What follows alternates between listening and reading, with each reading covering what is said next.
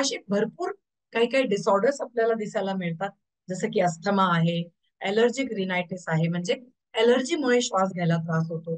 Chronic obstructive pulmonary disease, जे लोक continuously cigarette पितात किंवा जास्त पोल्युशन त्यांच्या शरीरामध्ये जात आहे, तर श्वास घ्यायला त्रास होतो आहे. मग रायनोसायटिस हा पण एक कॉमन डिसऑर्डर आहे, जो की लंग्सचं स्ट्रक्चर पण बदलून टाकतो.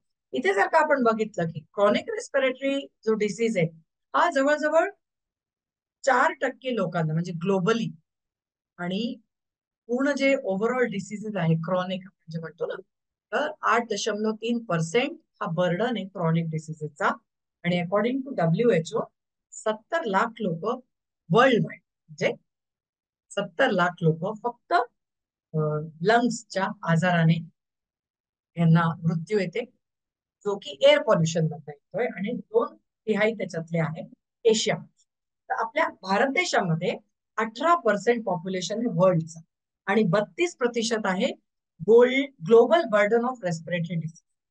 म्हणजे 18% मधल्या वर्ल्ड पॉप्युलेशन मध्ये 32% लोक रेस्पिरेटरी डिसीजेसनी त्यांना प्रॉब्लेम आहे.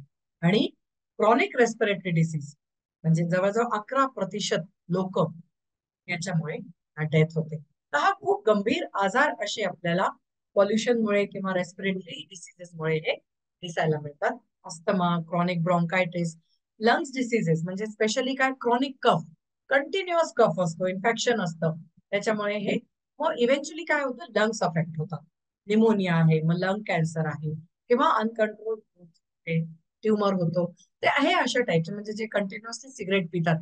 इथे तुम्हाला या चित्रामध्ये क्लिअर समजत असेल की जे स्मोक करतात त्यांचे लंग्स कसे होऊन जातात, आणि हेल्दी लंग्स जे क्लीन, आणि जे स्मोकर्स लंग्स आहे ते तुम्ही इथे बघू शकता, टार जमलेला आहे. तर हे पॉल्युशनमुळे पण होतं, असं नाही आहे की फक्त स्मोकिंगमुळे होतं, पॉल्युशनमुळे पण लंग्स असे होऊन जातात.